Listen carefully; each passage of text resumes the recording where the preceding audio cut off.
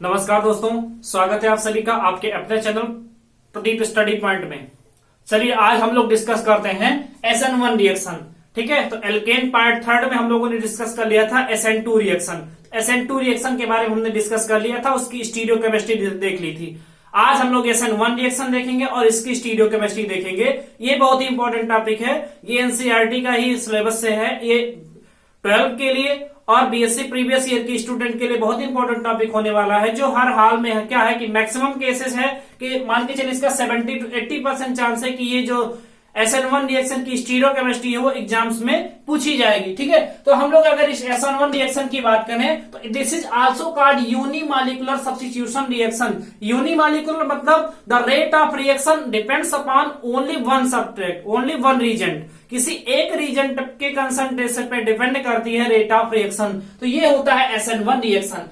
ये क्या होती है, एक सब्स्टिट्यूशन रिएक्शन होती है। तो substitution reaction, nucleophilic substitution reaction, ये हमने SN2 रिएक्शन में डिस्कस कर लिया है।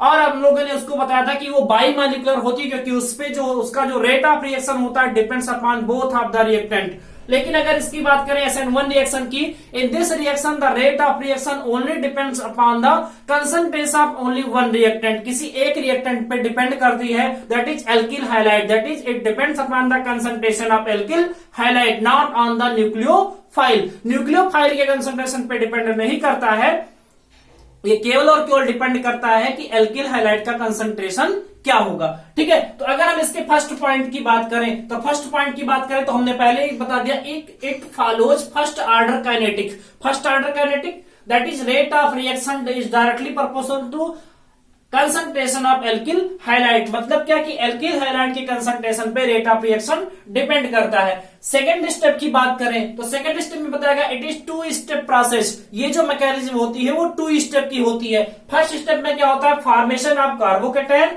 और अगर सेकंड स्टेप की बात करें तो फॉर्मेशन ऑफ प्रोडक्ट। ये अभी हम एग्जांपल के थ्रू समझते हैं। ये हमको जो पॉइंट लिखना है कि वो हम पॉइंट यहां से लिख लेते हैं। और अगर थर्ड पॉइंट की बात करें, carried out in polar protic solvent, मतलब ये जो SN1 रिएक्शन होती है ये पोलर प्रोटिक सॉल्वेंट में होती है, ये उसी में कैरी होती है। तो एक अगर हम एग्जांपल के थ्रू बात करते हैं कि अगर एक एग्जांपल लेके हम बात करें कि SN1 रिएक्शन का एग्जांपल लें कि कैसे ये 2 स्टेप प्रोसेस होता है। ठीक है, तो अगर हम बात करें 2 स्टेप प्रोसेस की बात करें तो अगर हम मान लो बात करते हैं tertiary butyl chloride, tertiary butyl chloride, तो टर्सरी ब्यूटिल क्लोराइड यानी CH3C, यहां पे Cl, CH3 और CH3। टर्सरी ब्यूटिल क्लोराइड का रिएक्शन OH माइनस यानी एक न्यूक्लियोफाइल से करवाते हैं तो Cl यानी ये न्यूक्लियोफाइल यहां से रिमूव हो जाता है और हमको क्या मिलता है, टर्सरी ब्यूटिल एल्कोहल यानी CH3 और यहां में CH3, इसके साथ OH और प्लस में क्या निकल जाता है Cl माइनस। तो ये हमारा हो जाता है tertiary butyl alcohol. Tertiary butyl chloride react with OH minus यानी hydroxide ion to form tertiary butyl alcohol, और टर्सरी ब्यूटिल एल्कोहल का फॉर्मेशन होता है। तो अगर हम स्टेप फर्स्ट की बात करें, जैसा हमने बताया था इस 2 स्टेप की मैकेनिज्म होती है। फर्स्ट स्टेप में बताया था कि फर्स्ट स्टेप में फॉर्मेशन ऑफ कार्बोकेटायन। अब देखिए फॉर्मेशन ऑफ कार्बोकेटायन कैसे होता है, तो हमारे पास हो गया CH3C, यहां से CH3 और यहां से CH3 और यहां पे Cl। तो पहले स्टेप में क्या होगा, रिमूवल ऑफ Cl माइनस, यानी Cl माइनस यहां से क्या हो जाएगा, रिमूव हो जाएगा। अगर बॉन्ड के इलेक्ट्रॉन Cl लेकर रिमूव हो रहा है तो इस पे कार्बन पे आ गया पॉजिटिव चार्ज, तो यहां पे हो गया CH3C, यहां पे भी हो गया CH3 और यहां पे CH3 और इस पे आ गया पॉजिटिव चार्ज। तो ये देखते हैं कि हमारा जो कार्बन है 3 का एल्किल ग्रुप से जुड़ा हुआ है, this is called 3 degree कार्बो cation. और हमने स्टेप फर्स्ट में देखा था कि फॉर्मेशन ऑफ कार्बोकेटायन। अब हम जानते हैं कि 3 डिग्री कार्बोकेटायन जो होता है वो बहुत ज्यादा स्टेबल भी होता है। अगर स्टेबिलिटी की बात करें तो 1 डिग्री कार्बोकेटायन, 2 डिग्री कार्बोकेटायन और 3 डिग्री कार्बोकेटायन में बात करें तो स्टेबिलिटी का जो होता है 3 डिग्री सबसे ज्यादा, उसके बाद 2 डिग्री, उसके बाद 1 डिग्री और फिर मेथिल रेडिकल यानी CH3 प्लस होता है। ठीक है, तो अगर हम बात करें तो 3 डिग्री कार्बोकेटायन हमारा मोस्ट स्टेबल है, तो इसका मतलब यही जो होगा फॉर्मेशन ऑफ प्रोडक्ट को फॉर्म करेगा। तो स्टेप सेकंड की बात करें फॉर्मेशन ऑफ प्रोडक्ट, मतलब यही जो एल्किल हाइलाइट हमारा Cl माइनस का रिमूवल करने के बाद कार्बोकेटायन के फॉर्म में आया है, वही क्या करेगा OH माइनस से रिएक्शन करने के बाद क्या करेगा, यहाँ H प्लस और OH माइनस, यानी कि इस पे प्लस है C पे और OH पे माइनस चार्ज है, तो ये क्या करेगा, सिंपली इसके साथ रिएक्शन कर लेगा और हमको क्या मिल जाएगा, टर्सरी ब्यूटिल अल्कोहल। तो टर्सरी ब्यूटिल अल्कोहल यानी फॉर्मेशन ऑफ प्रोडक्ट। तो हमको यहां से प्रोडक्ट का फॉर्मेशन देखने को मिल रहा है। तो अगर हम यहां बात करें, जैसे हमने कहा कि यहाँ पे स्टेबिलिटी का ऑर्डर कैसा होता है, तो हम लोग एक बार देख लेते हैं। जैसे इसका स्क्रीनशॉट आप ले सकते हैं, उसके बाद हम लोग इसकी स्टेबिलिटी देखते हैं कि प्राइमरी, सेकेंडरी और टर्सरी में ज्यादा स्टेबल या टर्सरी क्यों होता है। ठीक है, तो हम लोग यहां देखते हैं कि टर्सरी सबसे ज्यादा स्टेबल क्यों है। जो चैनल पे पहली बार विजिट कर रहे हैं, प्लीज चैनल को सब्सक्राइब करें, वीडियो को ज्यादा से ज्यादा शेयर करें, जिससे आने वाले वीडियोस के नोटिफिकेशन और पहुंचते रहे और सभी बच्चों को इसका फायदा मिलता रहे। ठीक है,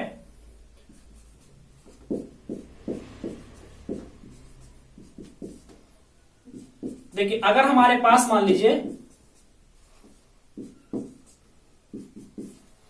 ये एक हमारा हो गया प्राइमरी, देखिए ये मेथिल रेडिकल हो गया, ये प्राइमरी, ये सेकेंडरी और ये टर्सरी। हम जानते हैं कि जो एल्किल ग्रुप होते हैं ये क्या होते हैं, इलेक्ट्रॉन रिलीजिंग ग्रुप, मतलब इलेक्ट्रॉन पेयर देने वाले, मतलब इलेक्ट्रॉन को देने वाले होते हैं। इलेक्ट्रॉन रिलीजिंग मतलब इलेक्ट्रॉन को देने वाले। तो ये क्या करेगा, इलेक्ट्रॉन को कार्बोकेटायन की तरफ रिलीज करेगा, कार्बोकेटायन की तरफ रिलीज करेगा। अब देखिए ये पॉजिटिव कार्बन क्या है, सेंटर वाला पॉजिटिव, पॉजिटिव मतलब ये है भूखा, ये क्या है, भूखा। जैसे आप एग्जाम्पल के थ्रू समझें, जैसे मान लो 3 लोग हैं, ठीक है, ये तीनों भूखे हैं, इसको जो है 3 लोग समोसे दे रहे हैं, इसको 2 लोग समोसे दे रहे हैं, इसको एक बंदा समोसा दे रहा है, और इस बेचारे भूखे को फोर्थ की बात करें तो इसको कोई नहीं दे रहा है, इसको कोई समोसा नहीं दे रहा है। इसको एक आदमी दे रहा है समोसा खाने को, इसको 2 आदमी दे रहे हैं समोसा खाने के लिए, इसको 3 आदमी दे रहे हैं समोसा खाने के लिए। अब आप बताइए कि समोसा अगर 3 लोग इसको दे रहे हैं तो भूख किसकी शांत होगी, भाई टर्सरी की शांत होगी। तो भूख किसकी शांत हुई, इसका मतलब सबसे ज्यादा स्टेबल कौन हो गया, भूख किसकी ज्यादा सबके शांत हुई, तो इसी की सबसे ज्यादा शांत हो गई। तो भूख इसकी ज्यादा सबसे शांत हुई, इसका मतलब सबसे ज्यादा स्टेबल कौन सा होगा, टर्सरी। उसके बाद इसको 2 समोसे मिल रहे हैं तो कितना हो गया, उसके बाद इसको 1 समोसा मिल रहा है और इसको कोई समोसा नहीं, मतलब ये बेचारा भूखा रह गया। इसका मतलब ये सबसे ज्यादा अनस्टेबल हो गया, और सबसे ज्यादा स्टेबल कौन सा हो गया, टर्सरी। तो इसका मतलब जो हमारा ऑर्डर हो गया वो ये वाला हो गया। ठीक है, मतलब टर्सरी सबसे ज्यादा स्टेबल, उसके बाद सेकेंडरी, उसके बाद प्राइमरी, उसके बाद मेथिल रेडिकल। तो मैं समझता हूं अब ये आप चीज समझ गए होंगे। ठीक है, तो ये चीज क्या कैसे क्लियर हुई कि अगर मान लीजिए इलेक्ट्रॉन रिलीजिंग ग्रुप जुड़ा हुआ है, तो जितने ज्यादा इलेक्ट्रॉन रिलीजिंग ग्रुप जुड़े हुए होंगे उसके साथ वो कार्बोकेटायन उतना ही ज्यादा स्टेबल हो जाता है, और ये मोस्ट प्रीफेबल प्रोडक्ट का फॉर्मेशन करता है। इसका मतलब टर्सरी यहाँ पे सबसे ज्यादा प्रोडक्ट का फॉर्मेशन करेगा। तो अगर हम इसमें नेक्स्ट पॉइंट की बात करें तो मेनली जैसे हमने SN2 में डिस्कस किया था कि इसको प्राइमरी और सेकेंडरी मेनली SN2 रिएक्शन देते हैं, तो यहां हम बात करें mainly secondary and tertiary alkyl halide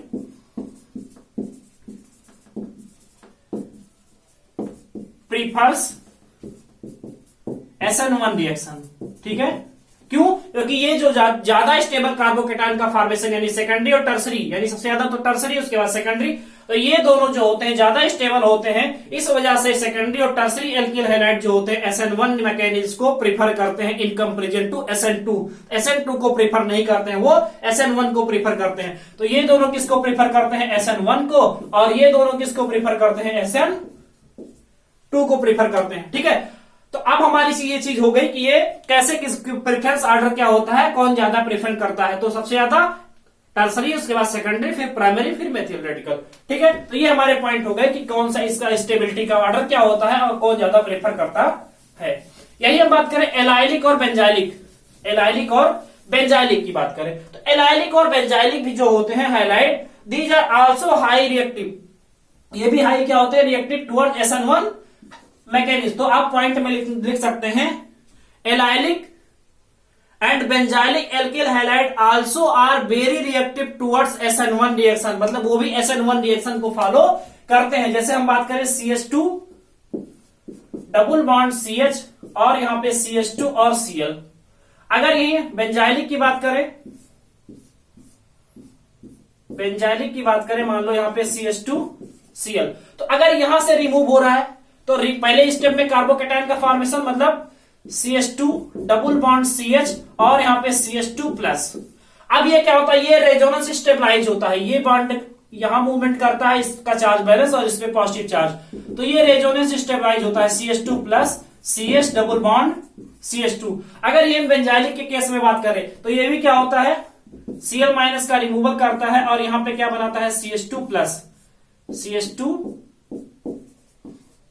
plus. This is also resonance stabilize, ये यहां मूव करेगा तो इसमें पॉजिटिव चार्ज आएगा, ये मूव करेगा तो इसमें पॉजिटिव, ये मूव करेगा तो इसमें पॉजिटिव। इसका मतलब this is also resonance stabilize. तो इसका रीजन क्या होगा, due to resonance stabilization allylic chloride and benzylic chloride also prefers the SN1 reaction. SN1 reaction को ये प्रीफर करते हैं क्योंकि ये क्या करते हैं, रेजोनेंस स्टेबलाइज होते हैं। रेजोनेंस स्टेबलाइजेशन की वजह से क्या करते हैं, SN1 मैकेनिज्म को फॉलो करते हैं। ठीक है, तो ये हमारी हो गई SN1 मैकेनिज्म। अब हम नेक्स्ट पॉइंट इसमें कैरेक्टरिस्टिक की बात करें, हम इसके SN1 रिएक्शन की कैरेक्टरिस्टिक की बात करें तो पहला प्रॉपर्टी हमने बता ही दिया था, इट इज 2 स्टेप प्रोसेस, ये 2 स्टेप का प्रोसेस होता है। दूसरी अगर हम बात करें, the rate of reaction only depends upon only concentration of only one reactant, तो किसी एक रिएक्टेंट के कंसंट्रेशन पे रेट ऑफ रिएक्शन डिपेंड करता है। ठीक है, तीसरा हमने उसमें डिस्कस किया था SN2 में कि वो रिटेंशन इन्वर्जन ऑफ कॉन्फ़िगरेशन, मतलब कॉन्फ़िगरेशन को चेंज कर देता था। इसमें क्या होता है कि retention as well as inversion, retention भी होता है कॉन्फ़िगरेशन का और इन्वर्जन भी होता है। Means it gives racemic mixture, that is it gives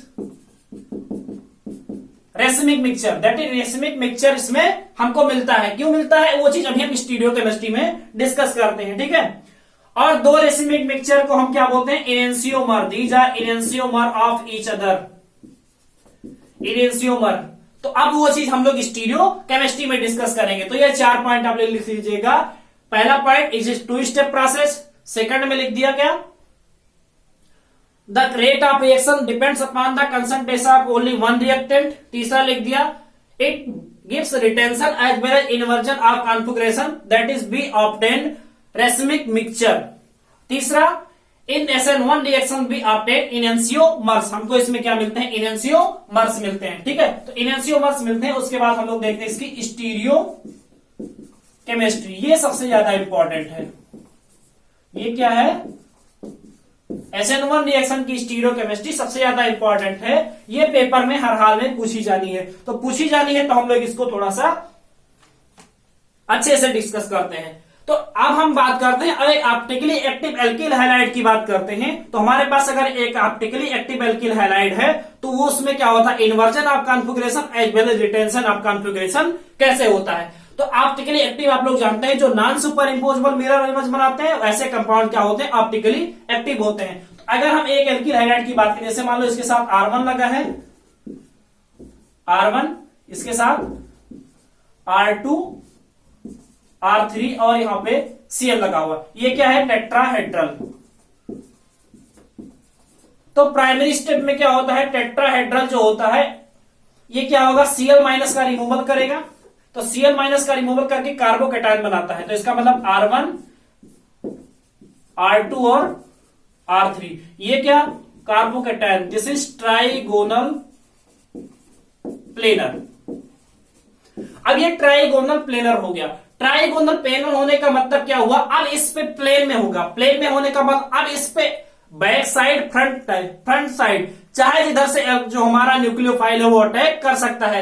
वही हम अगर SN2 के केस में बात करें तो बैक साइड अटैक हो रहा था, लेकिन इसमें हम बात करें, इसमें इधर से भी अटैक कर सकता है और इधर से भी अटैक कर सकता है। मतलब फ्रंट साइड भी अटैक हो सकता है और ये बैक साइड भी अटैक हो सकता है। तो अगर मैं फ्रंट साइड अटैक करूं, अगर मैं फ्रंट साइड अटैक करूं, दूसरे केस में मैं बैक साइड अटैक कर रहा हूं OH माइनस का, तो OH माइनस क्या करेगा, यहां अटैक करेगा। अगर बैक साइड अटैक करते हैं OH माइनस का, तो बैक साइड अटैक करने का मतलब ये यहां से यहां पे इस पे अटैक करेगा। तो फ्रंट साइड अगर अटैक कर रहा है तो देखिए क्या बनेगा हमारा प्रोडक्ट, ये हो जाएगा R1, यहां पे हो गया C और इसके साथ क्या R2 R3 और इसके साथ क्या लग गया OH। तो यहाँ पे देखिए अगर ये हमारे पास देखिए डी आइसोमर था, राइट साइड में क्लोरीन ग्रुप लगा हुआ था, क्लोरीन राइट साइड में था, मतलब ये क्या था डी आइसोमर। तो हमको क्या मिला, राइट साइड में ही मिल गया, इसका मतलब डी आइसोमर ही मिल गया। ठीक है, अगर इस केस की बात करें तो इसमें देखिए क्या हो रहा है, इसमें ये अगर ये बैक साइड अटैक कर रहा है तो हमारा OH माइनस इसके साथ जुड़ गया, OH इस तरफ जुड़ गया। तो OH अगर इस तरफ जुड़ रहा है तो यहाँ पे OH, उसके साथ देखिए अगर यहाँ पे R2 और यहाँ R3, तो यहाँ देखिए यहाँ राइट साइड में जुड़ा था, यहाँ लेफ्ट साइड में। तो जब लेफ्ट साइड में OH जुड़ता है तो इसको बोलते हैं एल आइसोमर। क्या बोलते हैं, एल आइसोमर। तो हमको डी आइसोमर भी मिल रहा है और एल आइसोमर में मिल रहा है। तो इसमें देखिए इसमें क्या हो रहा है, रिटेंशन ऑफ कॉन्फ़िगरेशन, मतलब जिस तरफ Cl लगा हुआ था उसी सेम साइड में OH लग गया। This is called retention, this is called retention of configuration. और यहां देखिए इसके अपोजिट साइड में दिख रहा है, तो अपोजिट साइड मतलब इन्वर्जन ऑफ कॉन्फ़िगरेशन, मतलब कॉन्फ़िगरेशन क्या हो रहा है, चेंज हो रहा है। तो इसमें शॉर्ट नोट भी आता है, retention and inversion of configuration. तो आप इस एग्जांपल के थ्रू दोनों चीजें समझा सकते हैं कि अगर स्टीरियोकेमिस्ट्री चेंज होती है, स्टीरियोकेमिस्ट्री एल्किल हैलाइड की चेंज होती है, this is called inversion of configuration. If the stereochemistry remains same, this is called retention of configuration. तो रिटेंशन ऑफ कॉन्फ़िगरेशन और इन्वर्जन ऑफ कॉन्फ़िगरेशन। और हमको एक डी पेयर मिल गया और एक एल पेयर मिल गया। इन दोनों को कंबाइंड फॉर्म में हम क्या बोलते हैं, इन दोनों को कंबाइंड फॉर्म में बोलते हैं racemic mixture. Racemic mixture means combined form, मतलब अगर हम इसकी बात करें ए और इसकी बात करें बी, तो A B mixture of A B is called racemic mixture. A और बी का मिक्सचर अगर हमको मिला तो this is called racemic mixture. तो mixture of A and B, ये क्या हो गया, रेसिमिक मिक्सचर। और अगर हम यही बात करें ए और बी की, ए और बी की, तो ए और B, A and B are enantiomer of each other. ये एक दूसरे के इनेंशियोमर है, ए बी का इनेंशियोमर है और बी ए का इनेंशियोमर है। Means A and B are enantiomers of each other. तो ए और बी एक दूसरे के इनेंशियोमर है, इनका मिक्सचर अगर ए बी का मिलता है तो this is called racemic mixture. और इस प्रोसेस को ए और बी का जो मिक्सचर मिल रहा है, the process of racemic mixture by which we obtain racemic mixture, the process by which we obtain racemic mixture, वो प्रोसेस जिसके थ्रू हम racemic mixture obtain करते हैं, this is called racemization, this is called racemization।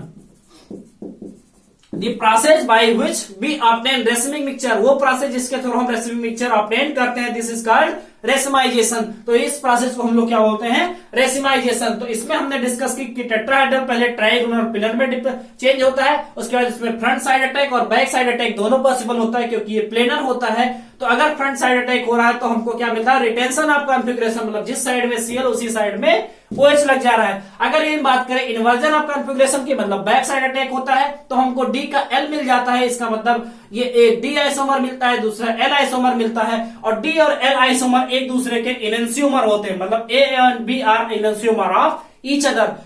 The mixture of A and B is called racemic mixture. A और B का mixture होता है उसको रेसिमिक मिक्सचर बोलते हैं। The process by which B obtain racemic mixture is called racemisation, मतलब वो process जिसके थ्रू हम ए और बी का मिक्सचर प्राप्त करते हैं या फाइंड आउट करते हैं, उस प्रोसेस को हम लोग रेसिमाइजेशन बोलते हैं। तो ये हमारा हो गया रेसिमाइजेशन और स्टीरियोकेमिस्ट्री ऑफ SN1 रिएक्शन। तो ये हमारा बहुत ही इंपॉर्टेंट टॉपिक है, बहुत ही अच्छा टॉपिक है और इसको आप लोग ढंग से प्रिपेयर कर लीजिएगा, आपको नोट्स बना लीजिएगा और माइंड में सेट कर लीजिएगा। ये आपको कभी भी आपका पीछा छोड़ने वाला नहीं है। अभी आप 12th की बात कर रहे हैं, 12th के बाद आप BSc करेंगे या MSc करेंगे, कुछ भी करेंगे तो ये आपका पीछा छोड़ने वाला नहीं है SN1 और SN2 रिएक्शन और इसकी स्टीरियोकेमिस्ट्री।